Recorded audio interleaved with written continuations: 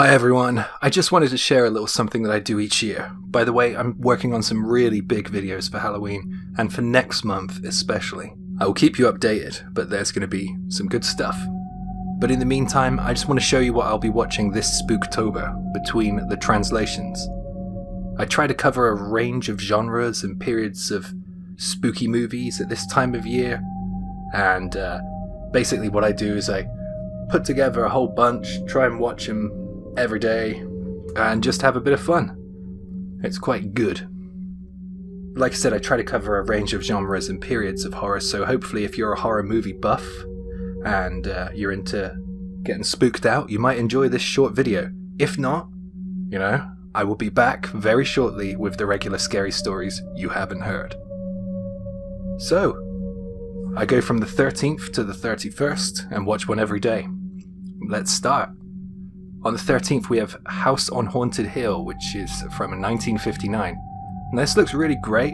I haven't seen it, but I love the look of the trailer, and it feels like a nice, short, spooky, haunted house kind of one to get you into the Halloween spirit. And on the 14th, I'll be watching The Craft, and I have to admit, I haven't actually seen this one either. So this is why I do this every year, to catch up on the ones I've never seen. I'm looking forward to it, and I'll be watching it alongside my sister virtually from university, so that'll be some fun. On the 15th, I'm watching Prince of Darkness. This comes from the legend that is John Carpenter, and it's just a hell of a film. I love the dichotomy between science and religion, the bug man, the creepy words on the computer, and it's one underrated one, I think. I just love it, the soundtrack and everything. And on the 16th, I will be watching The Blob. That's the 1988 version. One of the rare cases where the sequel supersedes the original in my book. The effects they use in this were groundbreaking. I love science fiction and stuff from outer space, so this should be really good fun. And on the 17th, I'm watching The Blair Witch Project. Now, I'm old enough to remember the buzz around this one growing up, and I was just swept up in it. Even to this day, it makes me very fearful of the woods at night. The more you know about how they did this when they did it, the better it gets. I can't wait to dive back into this one. It's been years. And of course, it's best viewed with the lights off and no phones. On the 18th, I'm watching Only Lovers Left Alive. Strangely alluring take on the oversaturated vampire genre. It's like depressing, it's full of love, it's got a great cast, it's just a nice easy one. It doesn't always have to be like a splatterfest to be a good kind of autumn film. I don't know. On the 19th, I'm watching The Blackcoat's Daughter, also known as February.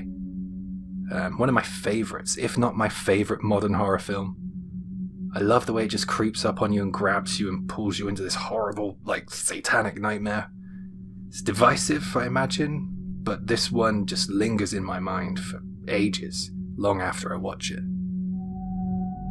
On the 20th, I'm watching They from 2002.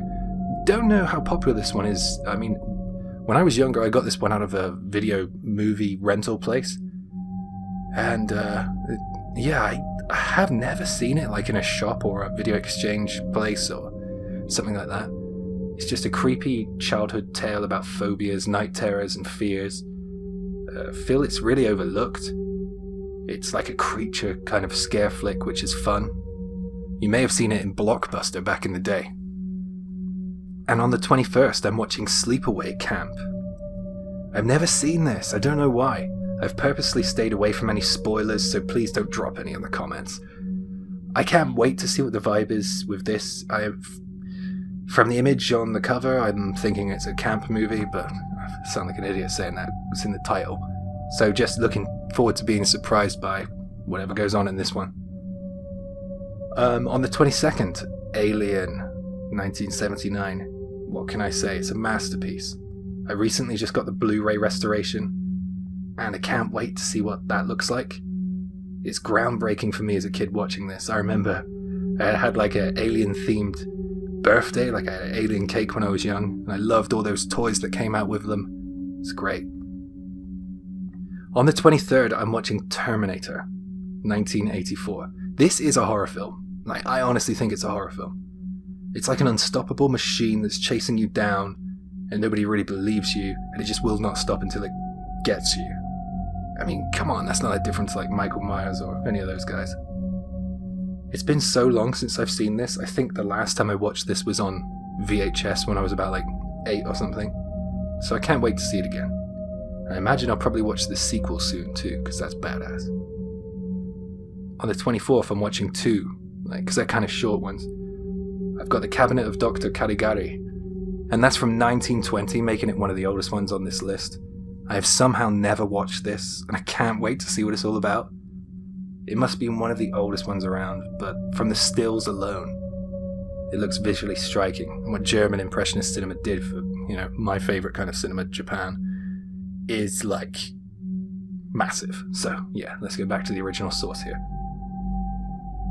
And then next on the same list is A Page of Madness, and that's from 1926.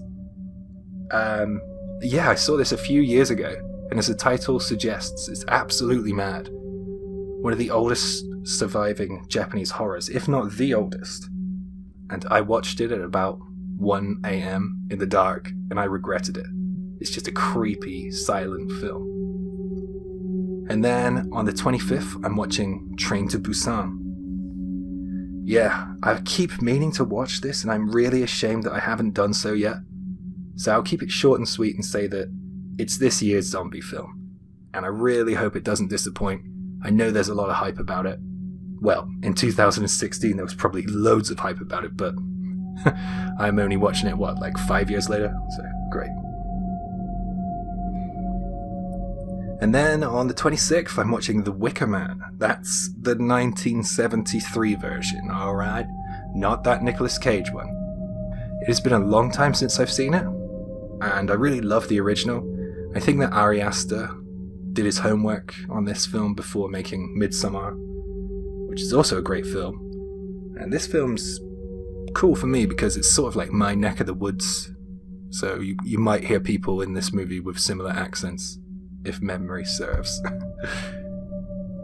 And we've got on the 27th, Inunakimura, which is Howling Village in English. I guess that's what the IMDb says anyway. Look at the difference between these two posters. It's mad, isn't it? It's Takashi Shimizu's latest film.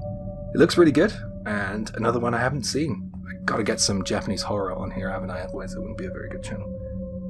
And then next, on the 28th of October, we're doing a double feature again. We have Halloween, 1977 version. Oh yeah, here we go. This is the one that puts you right in the mood for Halloween. I love this series, and to see this one and then the 2018 version back to back, I think would be really cool. It's been a while since I've seen both. I love both, so let's see how it goes. Which leads me to the latest installment in that series, which is Halloween Kills. Here's the one I've been waiting for. I've got the day off work and I can't wait to take a walk down to the cinema for the first time in a long time to watch this. I hope it's good. The trailer it looks exciting. That's all I can say. And for our penultimate film, it's The Howling. You cannot beat a werewolf film this time of year, and this is a really fun one. A little bit dated by today's standards, but come on, Halloween's about having fun. That leads us to Halloween itself. Often ranked one of the scariest films in all those polls and things you see online. Deservedly so. It's the Texas Chainsaw Massacre. If you know, you know. It's been years for me, and I'm wondering if it will still chill me to the core like it used to. But I put my money on it being as shocking as last time. Anyway, that's my list. I wonder what you guys are watching this year. What did I miss? What's overrated? Sometimes in between all this, I might watch Halloween specials of things. So if you have a favorite Halloween special, you can share it with me. I love watching The Simpsons ones and South Park and stuff like that. They're really funny. Do you celebrate Halloween? What do you do for it? Wherever you are, I really hope you have a great one. And don't worry, more scary stories are coming very, very soon. Thank you.